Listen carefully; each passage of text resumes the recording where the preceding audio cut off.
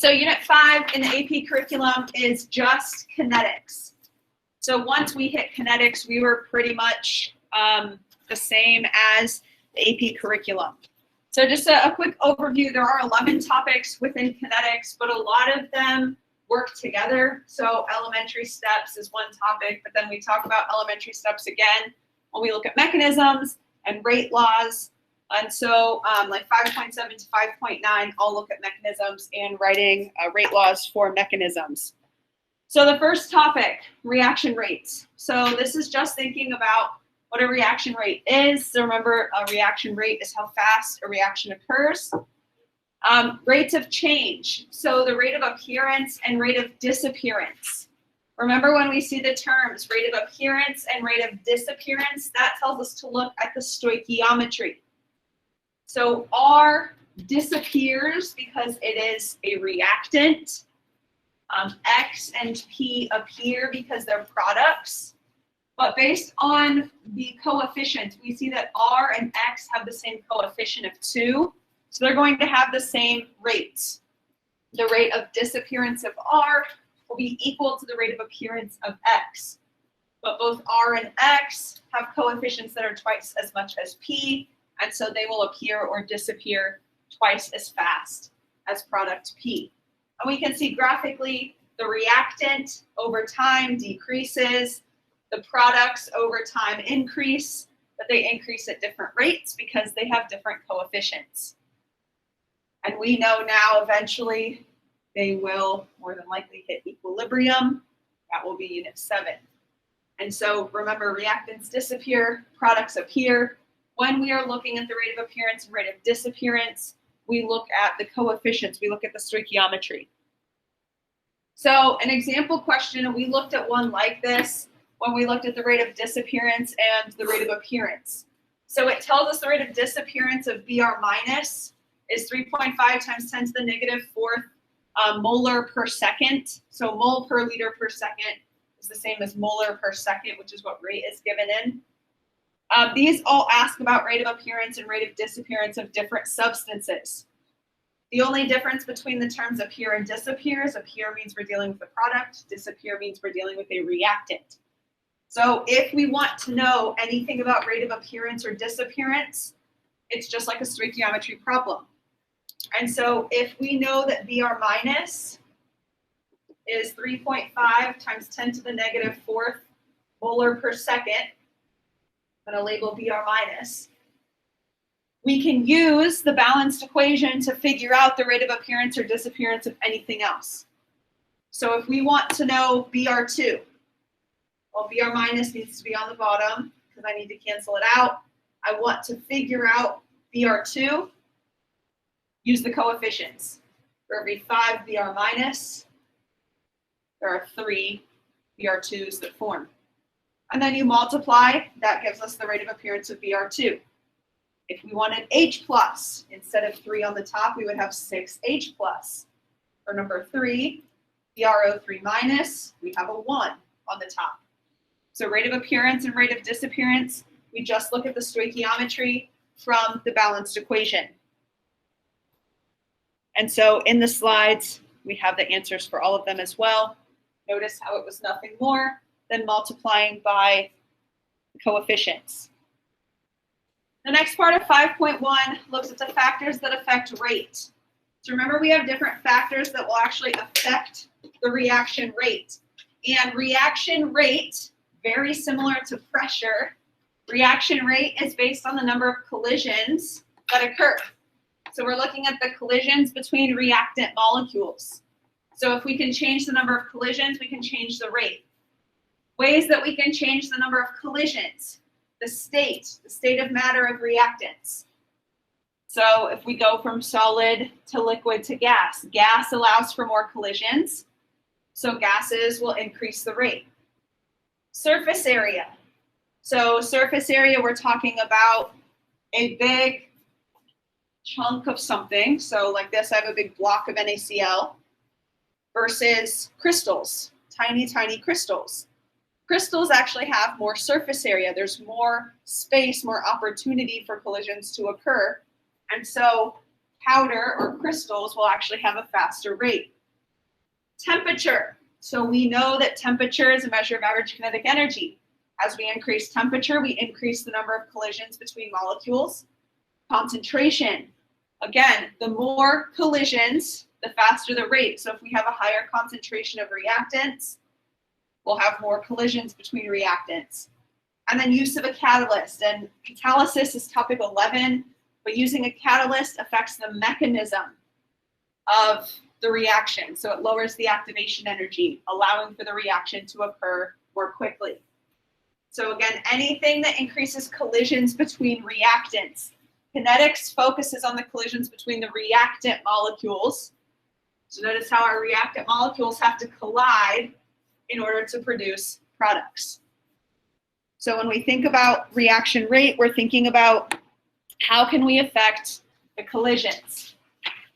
Then we got into more of the math of kinetics. Topic 2 is looking at the rate law. So remember the rate law has the form rate equals K times the concentration of reactants. This is important. Only reactants are part of the rate law. We are only concerned about the reactants colliding. The exponents are determined from the data. So when we want to write the differential rate law, that's what this is called, the differential rate law. When we want to write this rate law, we cannot look at the coefficients. We have to look at the data. And so we look and see what happens when we double concentration. If rate also doubles, that's first order. If we double the concentration and rate quadruples, that's second order. And then K is our rate constant. So the rate constant depends on temperature. And so it will change if temperature changes. And the units of K change based on the overall reaction order. So remember, the overall reaction order is when we add up our exponents, and the units of K change. So if it's a first order overall, K's units will be per seconds. But as we change the overall reaction order, your units for K also change. So make sure you're paying attention to units. Rate is molar per second, concentration is molar. And so when you're solving for K, you can actually just cancel out your units to figure out what K would be. And so this was an example to show how to determine the rate law. So remember, when you're given data like this, you're looking at changing one concentration at a time. So you want to change one reactant at a time. Here I notice A changes while B stays constant. So then you focus on how does A changing affect the rate? Well, when A doubles, so from 1 to 2, when A doubles, what happens to the rate? Stays the same. Well, remember, if you make a change to something and the rate stays the same, that's zero order, because anything to the 0 is the same number. It's 1. And so when we double this, the rate stays the same. That means that A is 0 order, which means if you think about it in your rate law, that would be concentration of A to the 0 power. A to the 0 power is 1. That's why we don't actually see it in the rate law. But then if we look at B, you want to see where B changes while A stays constant. That's from 2 to 3.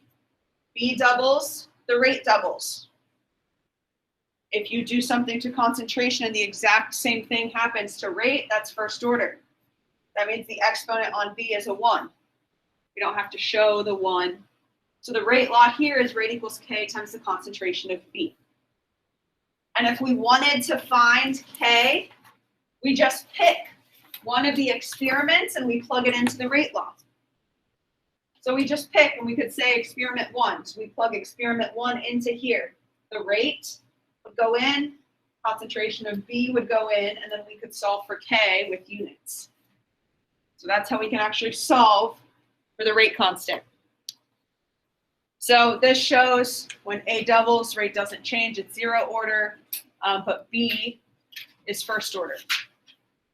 Topic 3 looks at concentration changing over time. So topic 3 looked at what's called the integrated rate law. Integrated rate law is on your equation sheet. So on the front of your equation sheet, kinetics is at the bottom. You are given the 3 integrated rate laws for kinetics, but you need to know which one is which. So the integrated rate law looks at how concentration changes over time. The rate law, we just call it rate law, but it's the differential rate law that we looked at topic 2. That was looking at rate versus concentration. Integrated rate law looks at concentration versus time. So how does it change over time? We looked at the 3 graphs. So remember, when you look at a graph, that tells you the order with respect to that reactant. When concentration versus time is a straight line, it's 0 order. When natural log versus time is a straight line, that's first order. When 1 over concentration versus time is a straight line, it is second order. And for each one of these, we can use the slope to determine the rate constant. Remember your rate constant, K, the value of K must always be positive, which is why for these 2 lines, they have negative slopes. That's why slope equals negative K, because K always needs to be positive. So the rate laws, again, are on your equation sheet. They're actually in order, 0, 1, 2. Concentration versus time is the first one, that's 0 order. ln versus time is the second one. That's on your equation sheet. And then second order is the third one down. You use the integrated rate laws when you want to look at how concentration is changing over a period of time. The last thing with this to keep in mind, if you are given a multiple choice question, and on some of the practice multiple choice questions, you will see one of the questions where it doesn't give you the graph, but it gives you data. And it says, what is the order? Well, remember, if they don't actually give you the graph and you don't have a calculator, look and see which one has a constant slope. And a constant slope means that the points change by the same amount. So if you have a multiple choice question, look at if the points are changing by the same amount throughout the data. If so, that means it's a constant slope, and that tells you the order of reaction. Now, also going along with topic 3 is half-life. Half-life is extremely important for first order processes. The half-life is the time that's needed for concentration to get to half of its original value. So if you're looking at data, for example, let's say it was a first order process, and so this was a straight line, but it asks about half-life. You always need to look at the concentration versus time graph to figure out your initial concentration.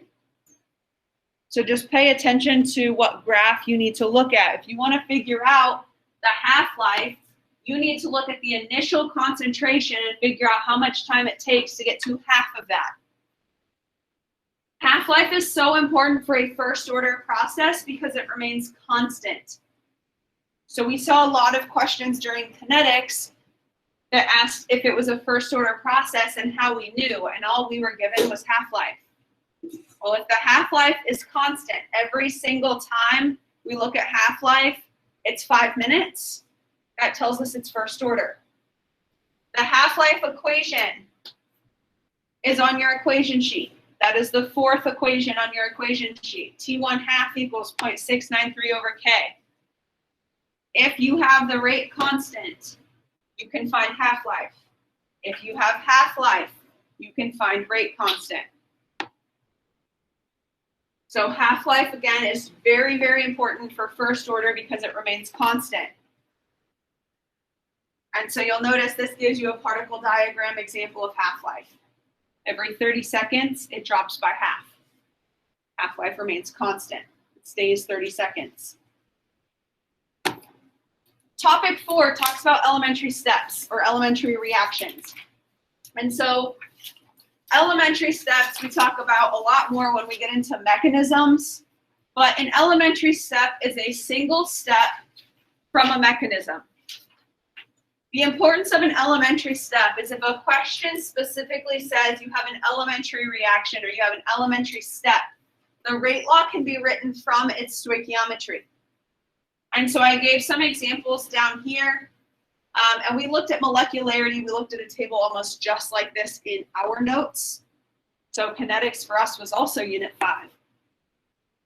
When we look at any reaction, remember the rate law is only based on the reactants. So if it says you have an elementary reaction, A plus B yields products, what is the rate law?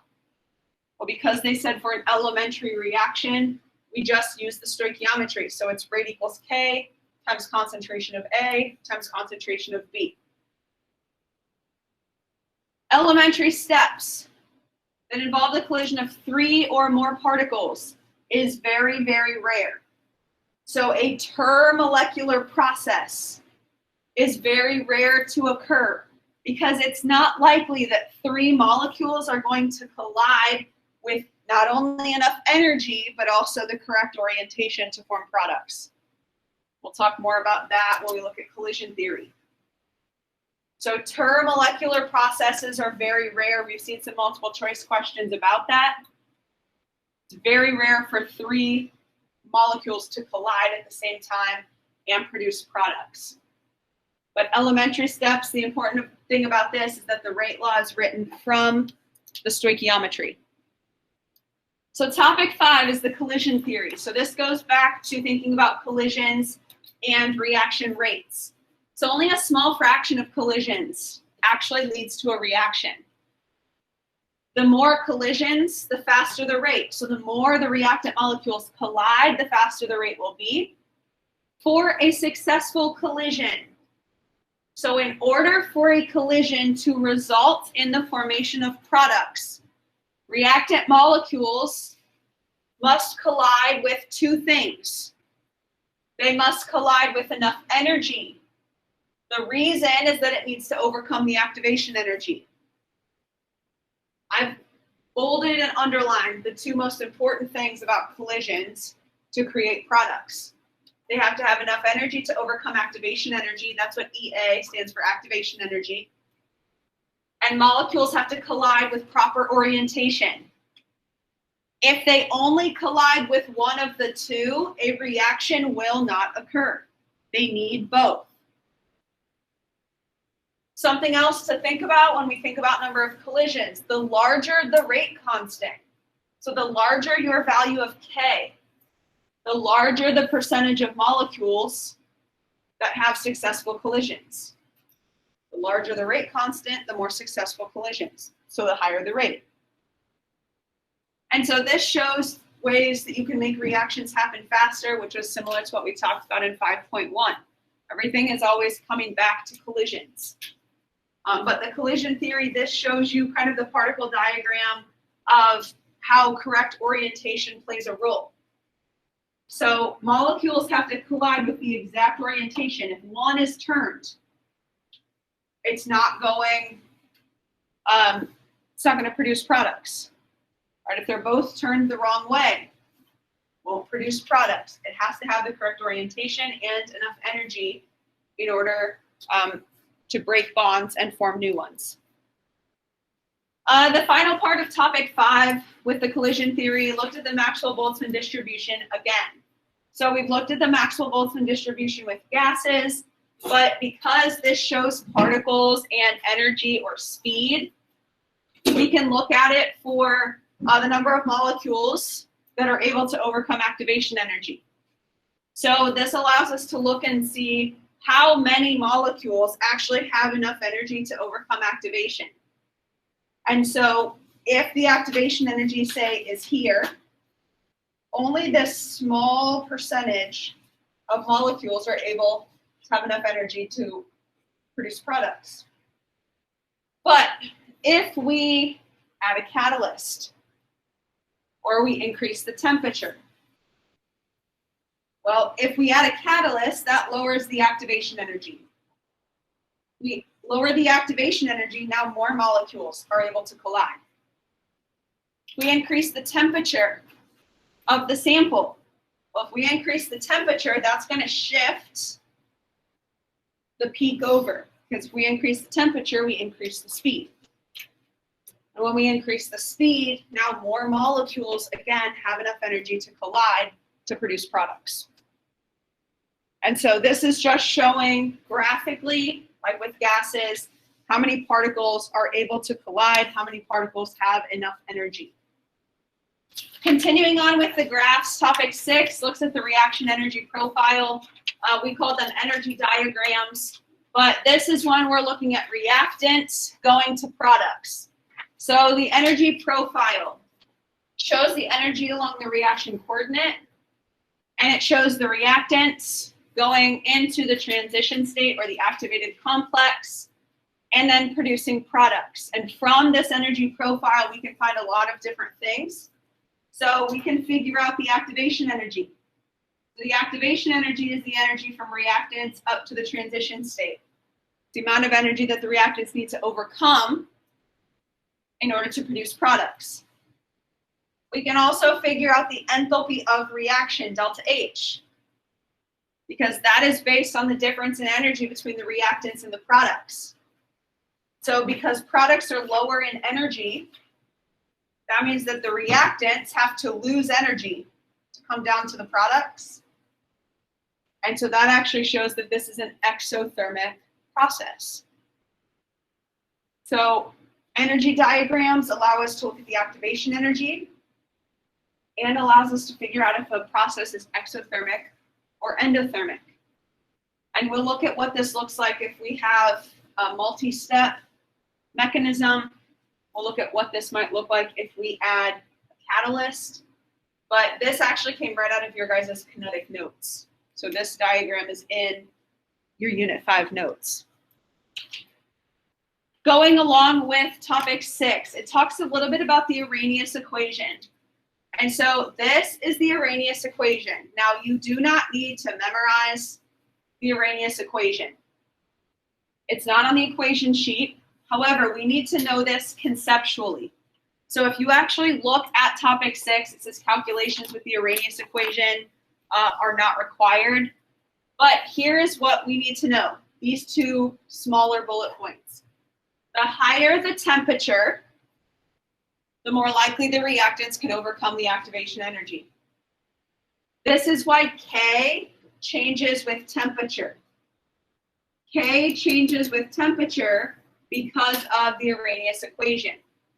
So the higher the temperature, the more energy the reactants have, and the more likely they overcome the activation energy. Please remember, changing the temperature does not change the activation energy. Changing temperature does not change activation energy. Changing temperature changes the kinetic energy of the reactant molecules. And then the reactant molecules will have more energy in order to react and overcome that activation energy barrier. And I showed two more energy profiles on this slide, one being exothermic, one being endothermic. So you can see the difference. This is exothermic. The reactants release energy to become products. In this endothermic, the reactants have to gain a little bit of energy to become products. So this finishes off topic 6. And then topic 7. So now we're getting into mechanisms. So reaction mechanisms are a series of steps. So we have step 1, step 2, right? Or step 1, 2, and 3. Within a mechanism, we can see reactants, products, but also intermediates and catalysts. So an intermediate is produced and then used up.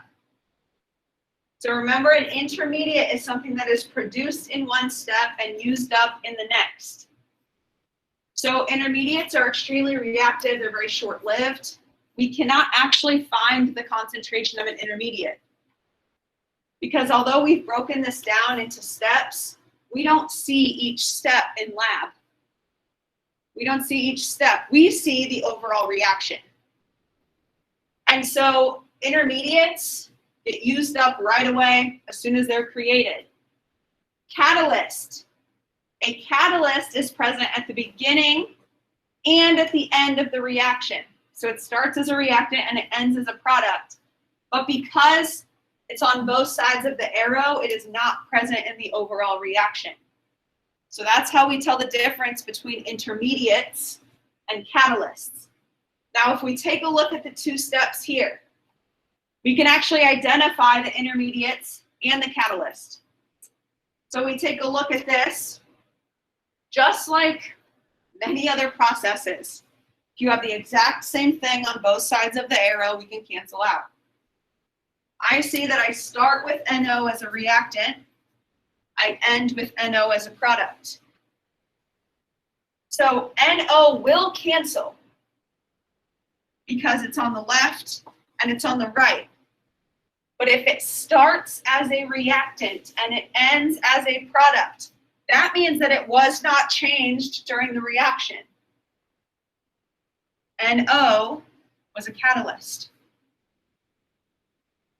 But then if we take a look, I also see that NO2 is on the right side and NO2 is on the left side. So NO2 was produced in step 1 and immediately used up in step 2. That means that NO2 is an intermediate. And NO2, again, will still cancel because it's on opposite sides of the arrow.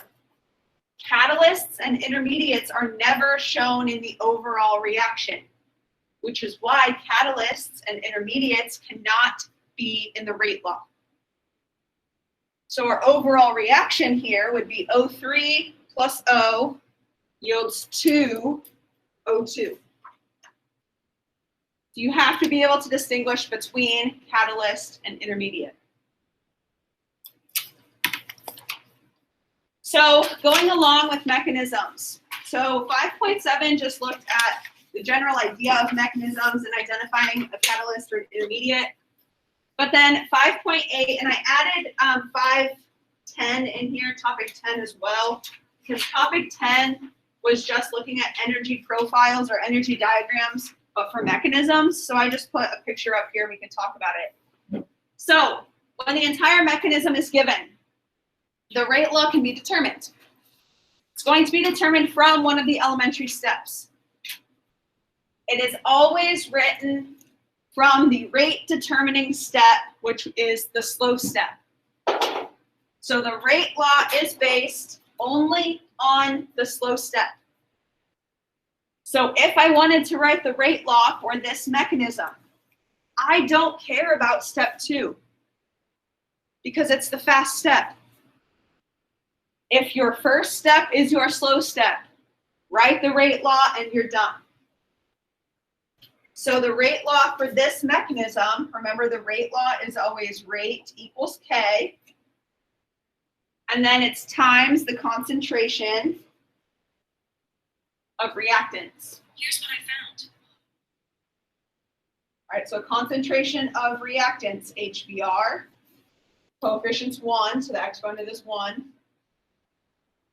times the concentration of O2. There's our rate law. Rate law is always rate equals K times concentration of reactants. If we are writing a rate law from a mechanism, it is an elementary step, and we write the rate law based on the stoichiometry. Now, if we look at the energy diagram that goes along with it, notice we have reactants up to one transition state. Then we have a valley up to a second transition state and down to products. Well, notice how the first, here is the activation energy for the first step.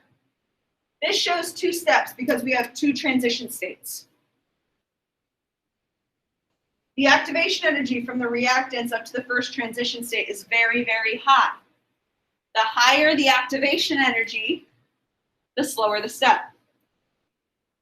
So the higher the activation energy, the slower the step. So this is a really high activation energy. This one is not as high.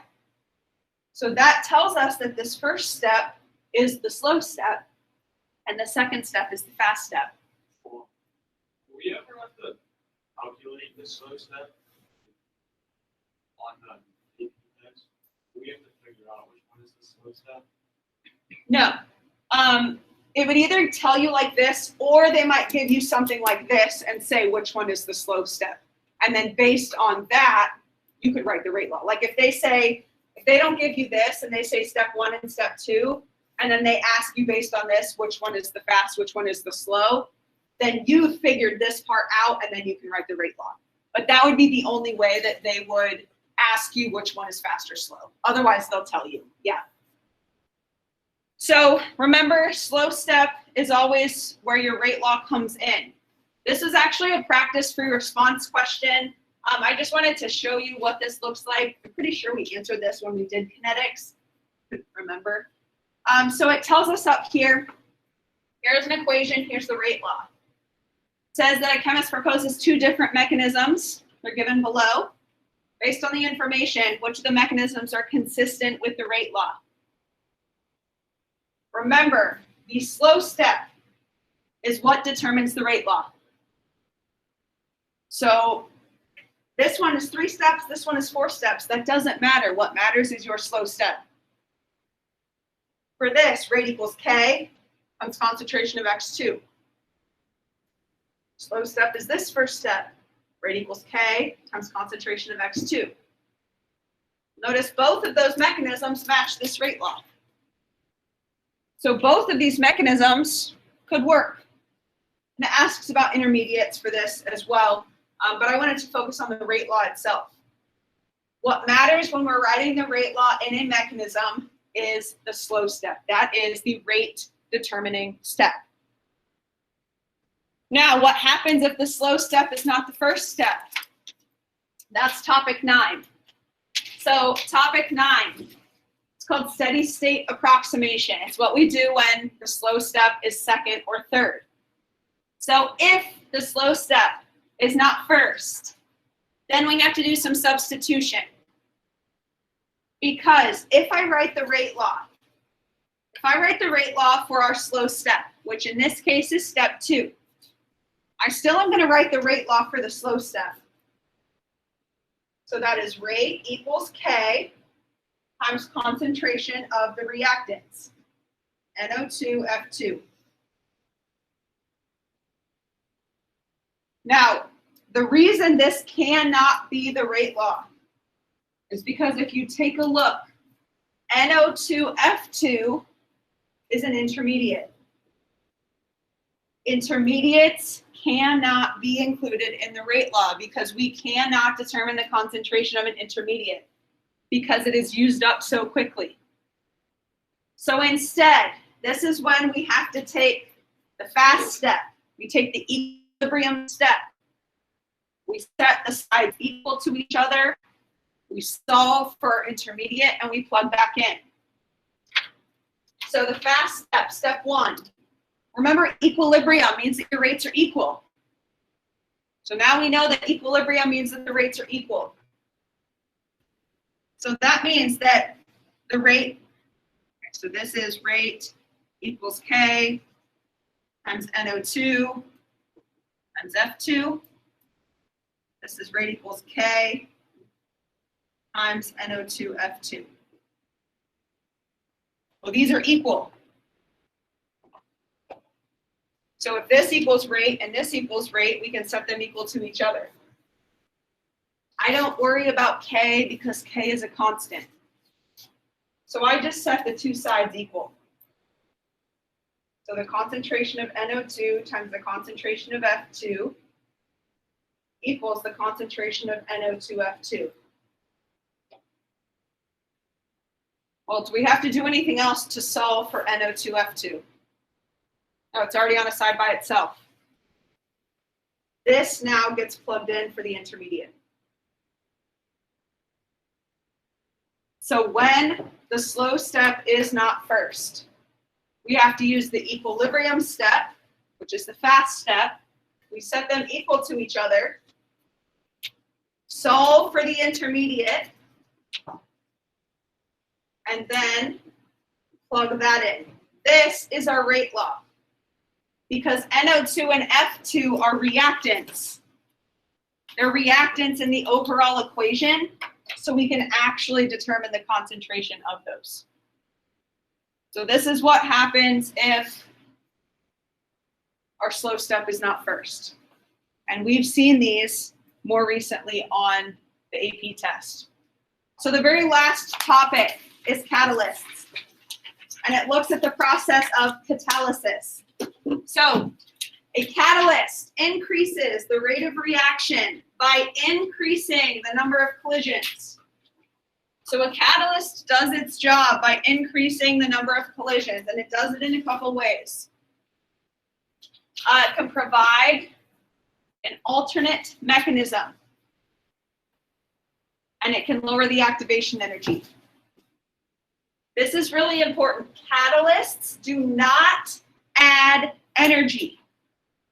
A catalyst does not add energy to a reaction. A catalyst does this. So notice this shows a lower activation energy. So this shows the reaction diagram with just a lower activation energy. So now instead of having to overcome this huge activation energy, the reactants only need to overcome a small activation energy. Or it might provide a completely new mechanism. So in this case, it goes from one step with a large activation energy to two steps with smaller activation energies. Either one works. They both increase the rate of a reaction. And remember, a catalyst does not get used up in a reaction. And then it talks about different types of catalysis.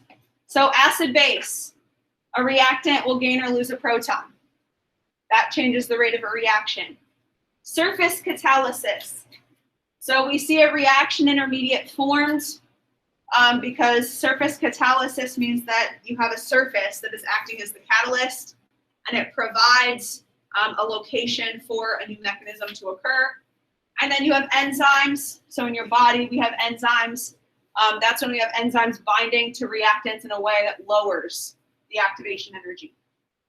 All right, so we have new reaction intermediates formed, provides a new mechanism. But the point of a catalyst is to lower the activation energy.